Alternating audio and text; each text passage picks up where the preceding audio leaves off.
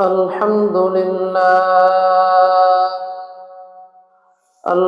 لله نحمده ونستعينه ونستغفره ونؤمن به ونتوكل عليه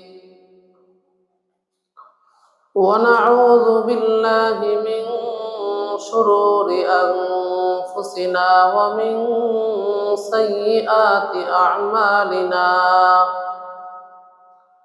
من يهده الله فلا مضل له ومن يضلله فلا هادي له ونشهد أن لا إله إلا الله وحده لا شريك له ونشهد أن سيدنا وحبيبنا ومحبوبنا وأولانا ومولانا محمدا عبده ورسوله صلى الله تعالى عليه وعلى آله وأصحابه وبارك وسلم تسليما كثيرا كثيرا أما بعد فأعوذ بالله من الشيطان الرجيم بسم الله الرحمن الرحيم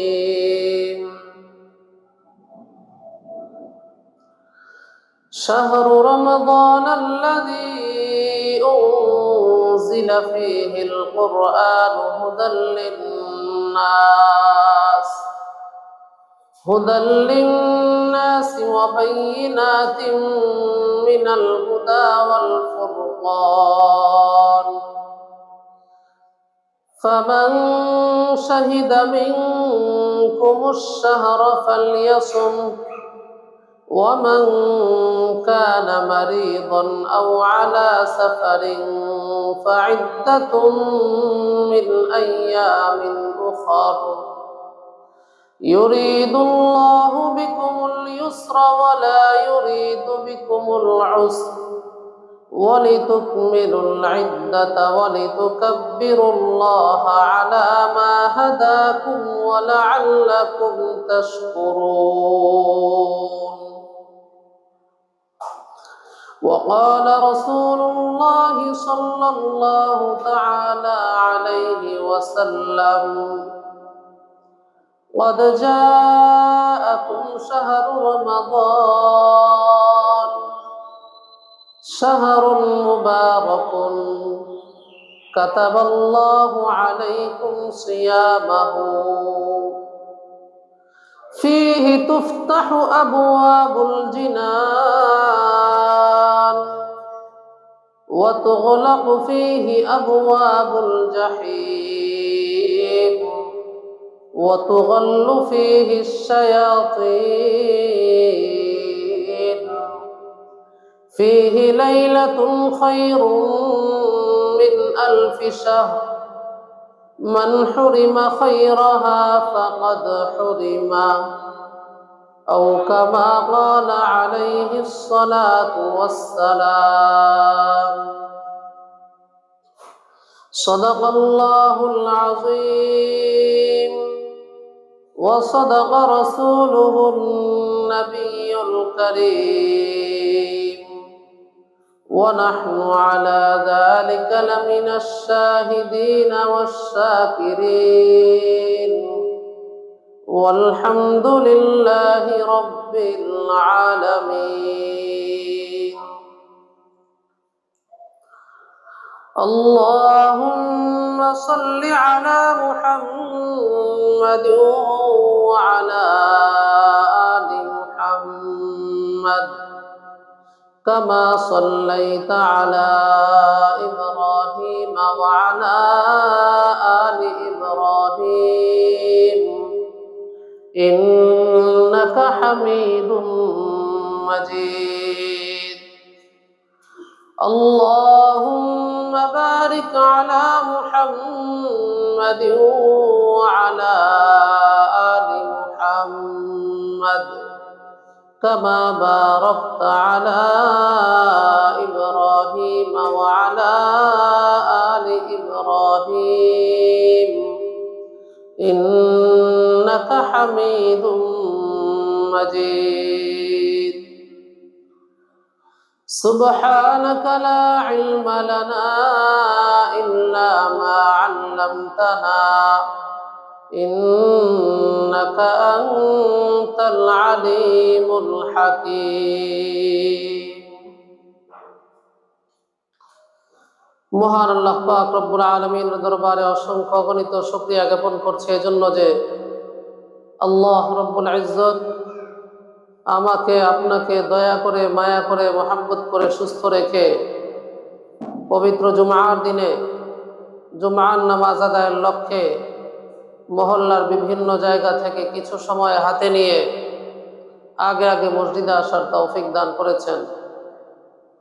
সেই সাথে কিছু দিনই কথাবার্তা দিনই আলোচনা বলার ও শোনার তৌফিক দান করেছেন। এজন্য সকলেই দিল থেকে শুকরিয়াতান বলি আলহামদুলিল্লাহ। মহান আল্লাহ পাকের নিয়ামত পেয়ে যে ব্যক্তি নিয়ামতের শুকরিয়া আদায় করে আল্লাহ পাক তার নিয়ামত তার বাড়িয়ে দেন। সুবহানাল্লাহ। মুহতারাম মুসল্লিয়ানে কেরাম, এই সপ্তাহে আলোচ্য বিষয় হচ্ছে ইস্তেকবাল, আহলান সাহলান মাহে রমাদান। মাহে রমাদান অতি সন্নিকটে।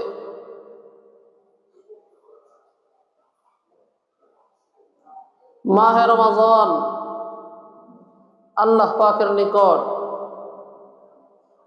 অত্যন্ত সম্মানিত, ফজিলতপূর্ণ, বরকতপূর্ণ একটি মাস। এ মাসের গুরুত্ব এবং মহত্ব সম্পর্কে আল্লাহ রব্বুল ইজ্জত কুরআনুল কারীমের সূরাতুল বাকারার মধ্যে ইরশাদ ফরমান, শাহরু রমাদানাল্লাযী উনজিলা ফীহিল কুরআন শাহরু রমাদানাল্লাযী উনজিলা ফীহিল কুরআন হুদাল লিন্নাস। আল্লাহ রব্বুল ইজ্জত ইরশাদ ফরমান, রমজান মাস, যে মাসে কোরআন অবতীর্ণ করা হয়েছে, যা মানব জাতির জন্য আদ্যপান্ত হেদায়াত, হুদাল লিন্নাসি ওয়া বাইয়িনাতিম মিনাল হুদা ওয়াল ফুরকান, যা মানব জাতির জন্য আদ্যপান্ত হেদায়াত এবং যা এমন সুস্পষ্ট নিদর্শনাবলী সম্বলিত, যা মানুষকে সঠিক পথ দেখায়। এমনি ভাবে এই কুরআনুল কারীম এমন এক মহাগ্রন্থ, যা সত্য ও মিথ্যার মাঝে চূড়ান্ত ফয়সালা করে দেয়। সুবহানাল্লাহ। ফামান শাহিদা মিনকুমুশ শাহরা ফালইয়াসুম।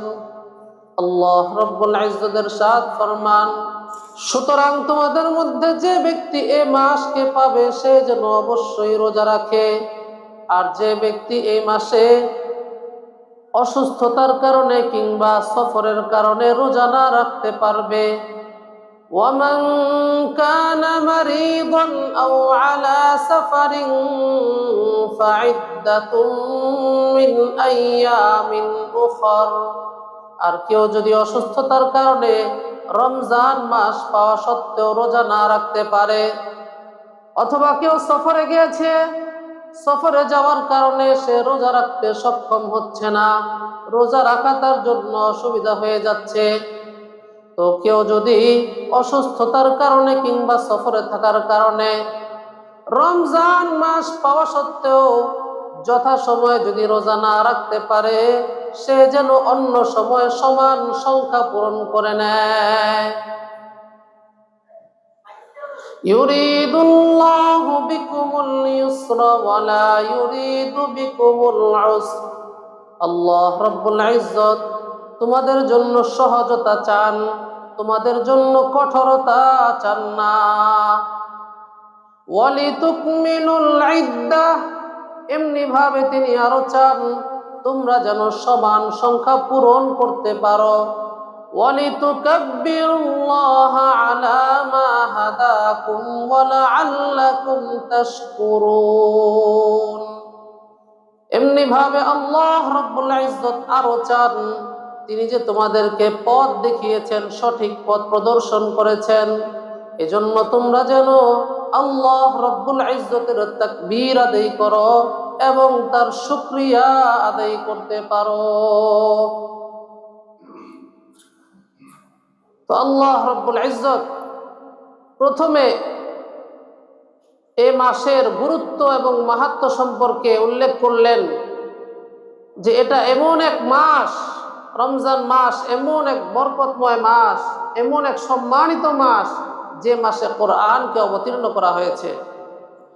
কোরআন এই মাসে অবতীর্ণ হওয়ার কারণে এ মাসের ফজিলত অন্য সকল মাসের তুলনায় বহু বহু গুণে বৃদ্ধি পেয়েছে। সুবহানাল্লাহ। তো এই মাসে করণীয় কি? এই মাসে করণীয় হলো আল্লাহ পাক এই মাসে রোজা রাখাকে আমাদের জন্য ফরজ করে দিয়েছেন। এজন্য আল্লাহ পাকের হুকুম যে যে ব্যক্তি এই মাসকে পাবে সে যেন অবশ্যই এই মাসে রোজা রাখে।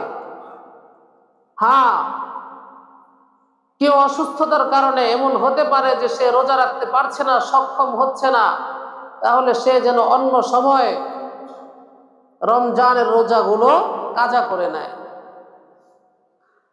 আবার এমনও হতে পারে সফরে গিয়েছে, সফরে থাকার কারণে এমন পরিস্থিতির সম্মুখীন হয়েছে যে এখন রোজা রাখা তার জন্য পসিবল হচ্ছে না, সম্ভব হচ্ছে না, দুঃসাধ্য হয়ে যাচ্ছে, কষ্টকর হয়ে যাচ্ছে।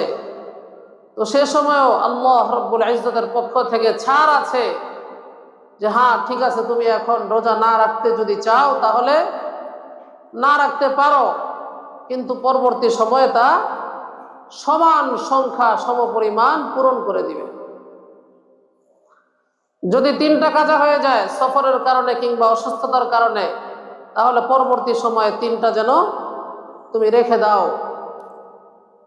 তো আল্লাহ পাক বলতেছেন ইউরিদুল্লাহু বিকুমুল ইউসর, আল্লাহ তাআলা তোমাদের জন্য সহজতার ইচ্ছা করেন, আল্লাহ তাআলা তোমাদের জন্য সহজতা চান। ওয়ালা ইউরিদু বিকুমুল উসর, তোমাদের জন্য কঠোরতা চান না। এই যে আল্লাহ পাক আমাদেরকে সঠিক পথ দেখিয়ে দিলেন, এজন্য আল্লাহ পাক এটাও চান যে বান্দা যেন আল্লাহ পাকের প্রশংসায় আল্লাহ পাকের বরত্ব এবং মহত্ব বয়ান করে, আল্লাহ পাকের তাকবীর পাঠ করে এবং আল্লাহ পাকের শুকরিয়া আদায় করে। সুবহানাল্লাহ। তো রমজান মাস তো অতি সন্নিকটে,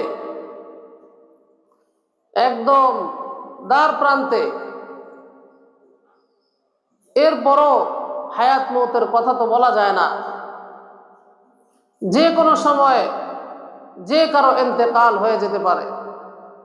কারো কাছে এই গ্যারান্টি নেই যে সে আগামী 5 দিন 6 দিন 7 দিন বেঁচে থাকবে, কেউ বলতে পারবে? যেখানে এক মুহূর্তেরই গ্যারান্টি নাই সেখানে দিন তো অনেক দূরের কথা, অনেক পরের কথা।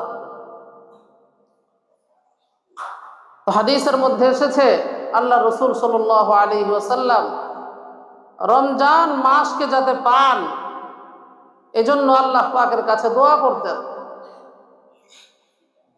মিশকাতুল মাসাবিহ কিতাবের মধ্যে এসেছে হযরত আনাস ইবনে মালিক রাদিয়াল্লাহু তাআলা আনহু থেকে বর্ণিত, তিনি বলেন আল্লাহ রসুল সাল্লাল্লাহু আলাইহি ওয়াসাল্লাম আল্লাহ পাকের কাছে এইভাবে দোয়া করতেন, আল্লাহুম্মা বারিক লানা ফি রজব ওয়া শাবান, আল্লাহুম্মা বারিক লানা ফি রজব ওয়া শাবান ওয়া বাল্লিগনা রমাদান।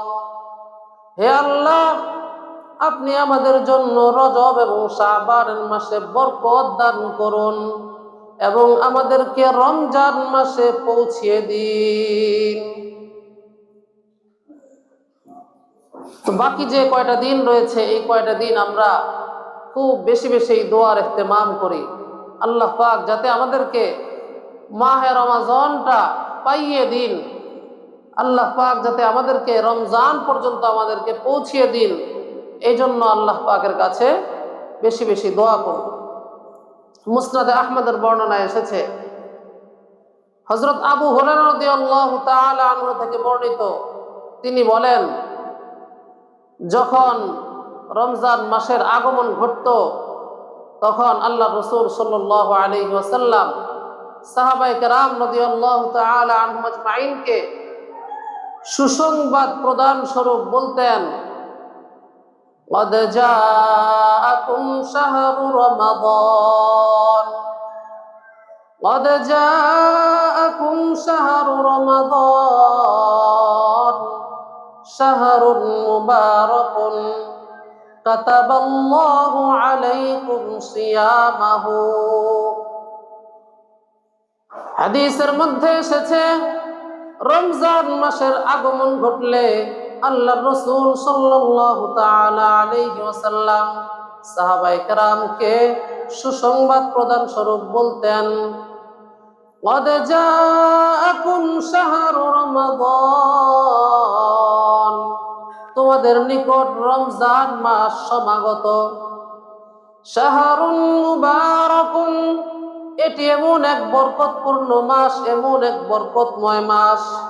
কাতাবাল্লাহু আলাইকুম সিয়ামাহু, এই বরকতময় মাসে রোজা রাখা আল্লাহ রব্বুল ইজ্জত তোমাদের জন্য ফরজ করে দিয়েছেন।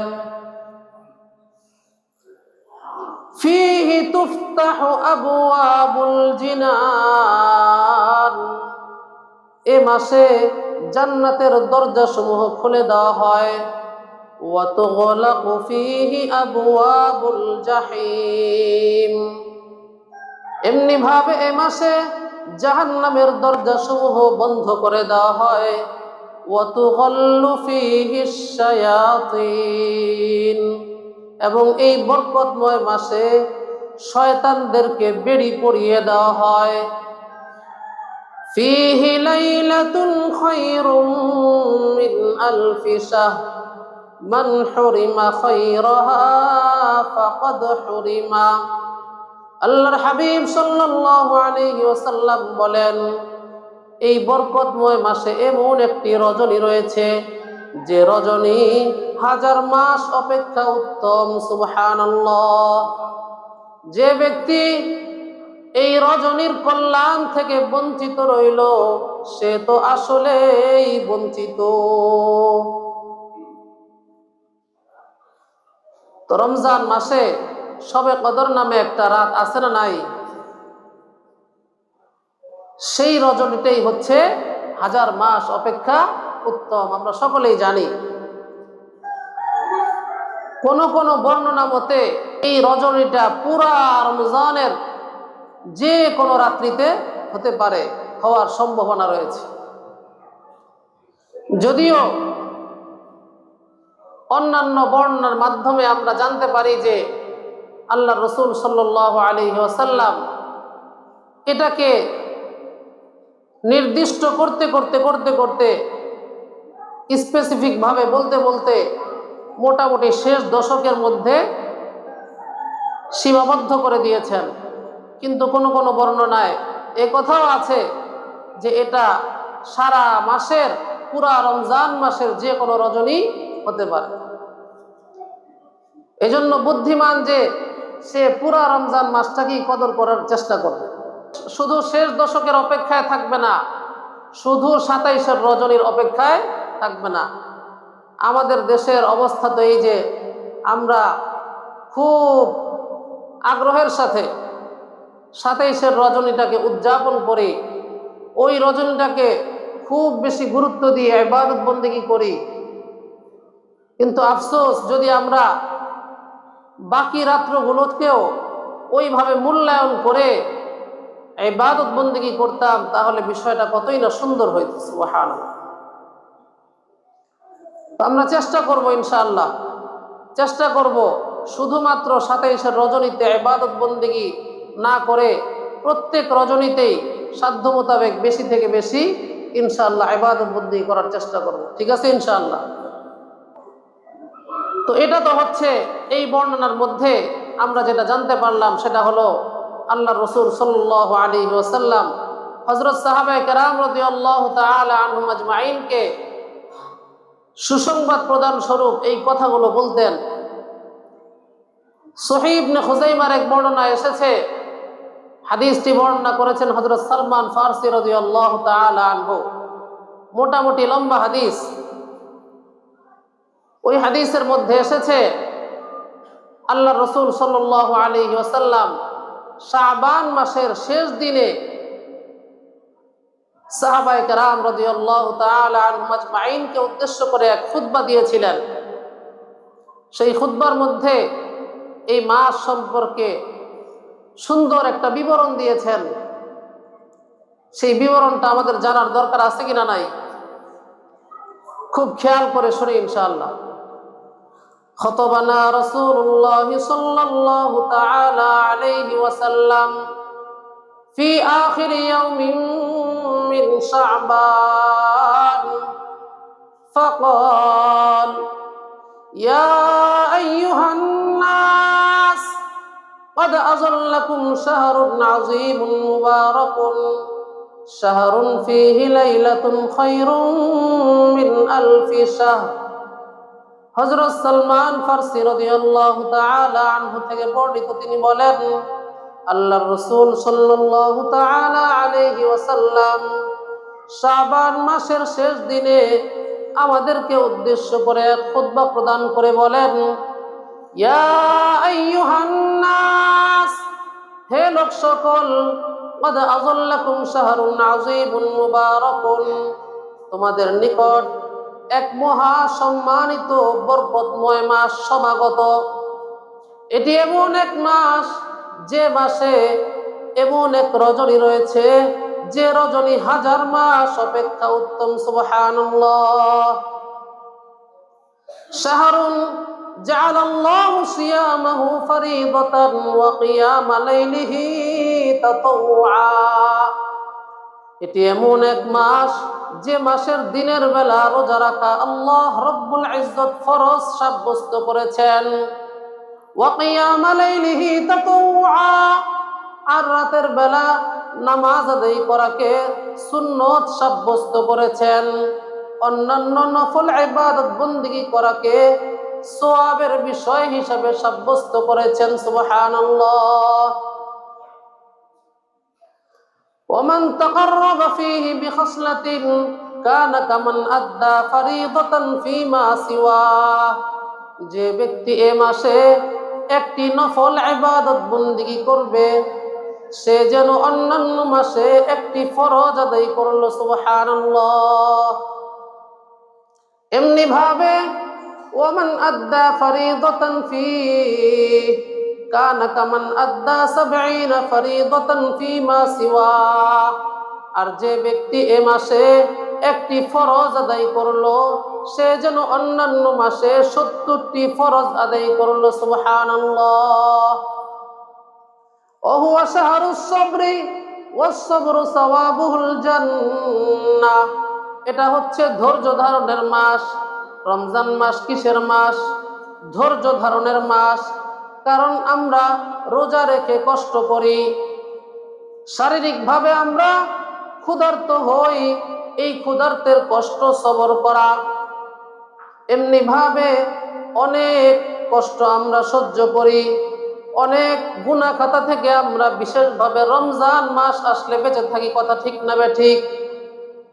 অনেক মানুষ রয়েছে যারা রমজানের বাহিরে অনেক গুনাহ খাতায় লিপ্ত থাকে, কিন্তু রমজান মাস আসলে রমজানের পবিত্রতা রক্ষার্থে রমজান মাসকে মনে করে স্মরণ করে ওই সমস্ত গুনাহ থেকে বেঁচে থাকে। কথা বলেন ঠিক কিনা? ওয়া হুয়া শাহরুস সাবরি ওয়াস-সাবরু সাওয়াবুল জান্নাহ, এটা হচ্ছে ধৈর্য ধারণের মাস, আর ধৈর্যের প্রতিদান হলো জান্নাত। সুবহানাল্লাহ। ওয়া শাহরুল মুওয়াসাত, এটা পারস্পরিক সহমর্মিতার মাস। ওমান ফাত্তারা ফীহি সাইমান কানা মাগফিরাতান লিযুনুবিহি ওয়া ইতকা রাকাবাতিহি মিনান নার। যে ব্যক্তি এই মাসে কোন রোজাদারকে ইফতার করাবে, এটা তার জন্য গুনাহ মাফির কারণ হবে। সুবহানাল্লাহ। এমনি ভাবে একটা গোলাম আযাদের সওয়াবের ওসিলা হবে। সুবহানাল্লাহ। ওয়া কানা লাহু মিসলু আজরিহি মিন গায়রি আন ইয়ানকুসা মিন আজরিহি শাই।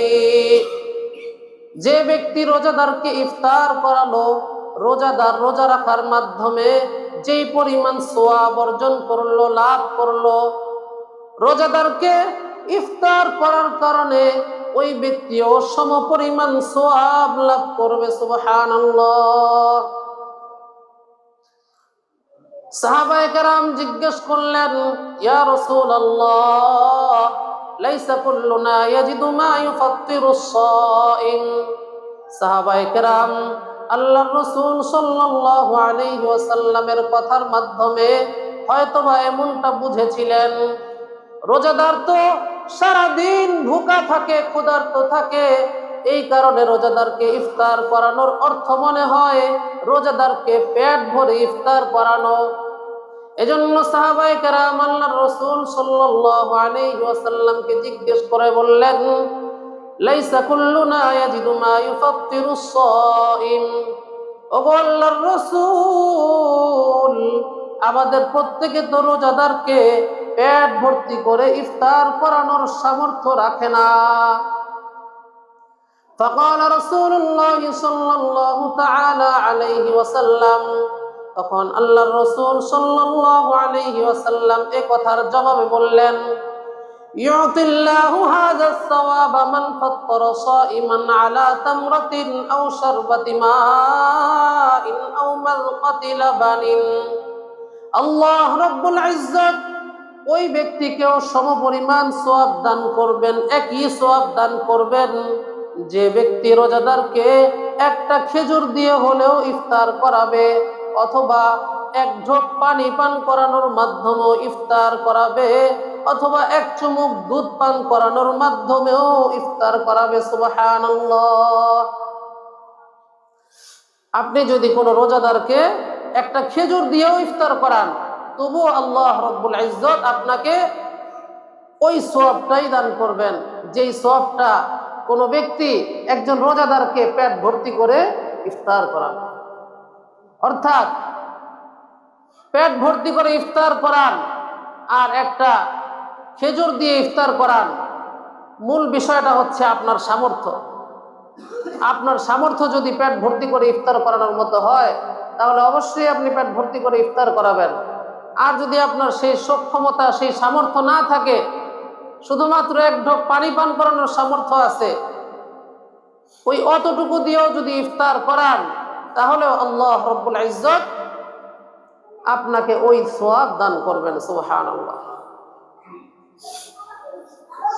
এরপর আল্লাহর রাসূল সাল্লাল্লাহু তাআলা আলাইহি ওয়াসাল্লাম আরো বলেন, ওয়া হুয়া শাহরুন আউয়ালুহু রাহমাতুন ওয়া আওসাতুহু মাগফিরাতুন ওয়া আখিরুহু ইতকুম মিনান নার।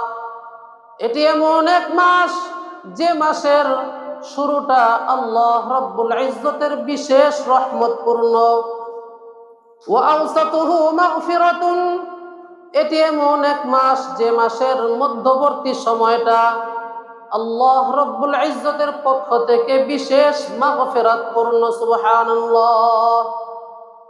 ওয়া আখিরুহু ইতকুম মিনান নার, এটি এমন এক মাস যে মাসের শেষটা আল্লাহ রাব্বুল ইজ্জতের পক্ষ থেকে বিশেষ নাজাতের মুহূর্ত। সুবহানাল্লাহ।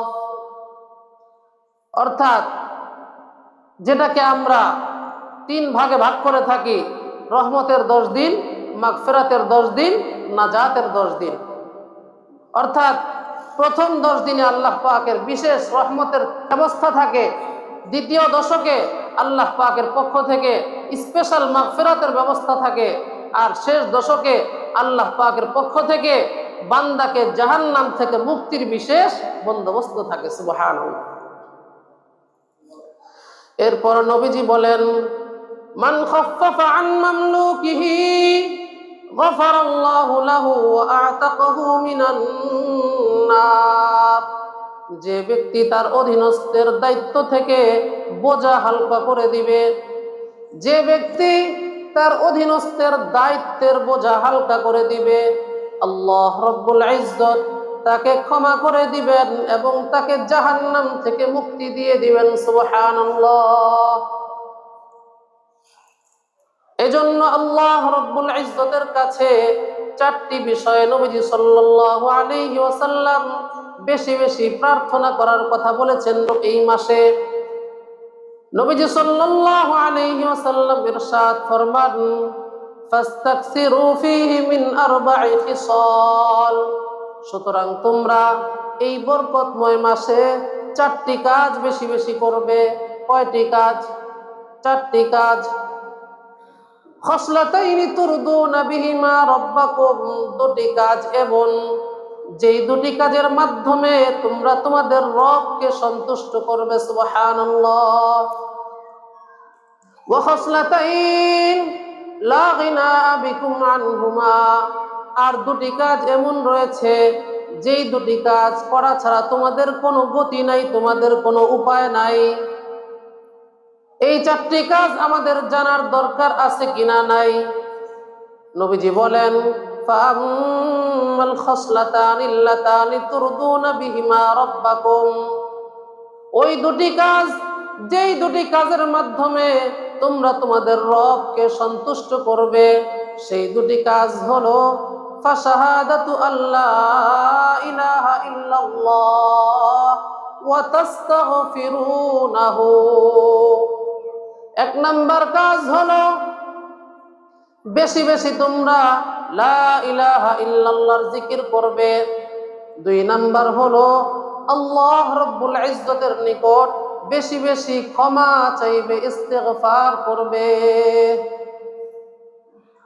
ওয়া আম্মাল খসলাতানিল্লাতান লা গিনা বিকুম আনহুমা, আর যে 2টি কাজ করা ছাড়া তোমাদের কোনো উপায় নেই, তোমাদের কোনো গতি নেই, সেই 2টি কাজ হলো ফাতাসআলুনাল্লাহাল জান্নাতা ওয়া তাআওয়াযুনা বিহি মিনান নার, তোমরা আল্লাহ রব্বুল ইজ্জতের নিকট বেশি বেশি জান্নাত প্রার্থনা করবে এবং জাহান্নাম থেকে মুক্তি চাইবে।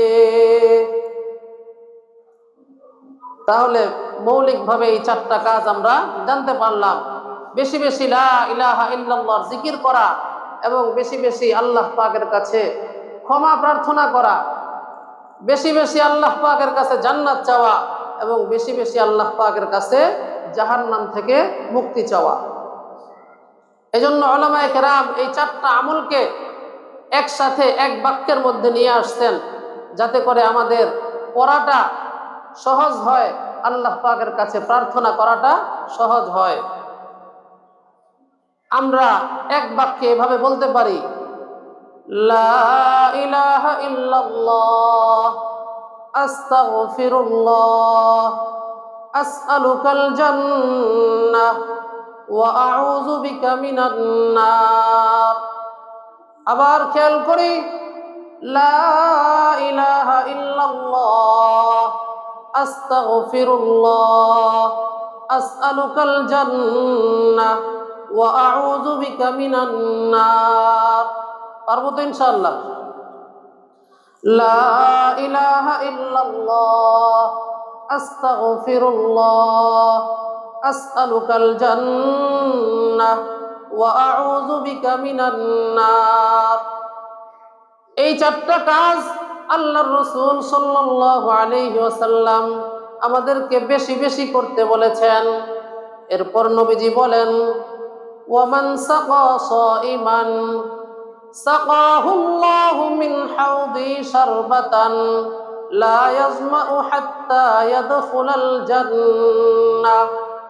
যে ব্যক্তি কোন রোজাদারকে পান করাবে, সেটা দুধ দিয়ে পান করাক অথবা পানি দিয়ে পান করাক, যে ব্যক্তি কোন রোজাদারকে পান করাবে, আল্লাহ রব্বুল ইজ্জত তাকে আমার হাউজে কাউসার থেকে এমন এক ঢোক পানি পান করাবেন যে সে জান্নাতে যাওয়া পর্যন্ত আর কখনো পিপাসার্ত হবে না। সুবহানাল্লাহ। তো আল্লাহ পাক এক ঢোক পানির বদৌলতে, রোজাদারকে এক ঢোক পানি পান করানোর বদৌলতে নবীজি বলতেছেন আমার হাউজে কাউসার থেকে এমন এক ঢোক পানির ব্যবস্থা করে দিবেন যে সে জান্নাতে যাওয়া পর্যন্ত আর পিপাসার্ত হবে না। সুবহানাল্লাহ। তো রোজাদারকে আমরা সাধ্য মোতাবেক ইফতার করানোর চেষ্টা করবো তো ইনশাআল্লাহ।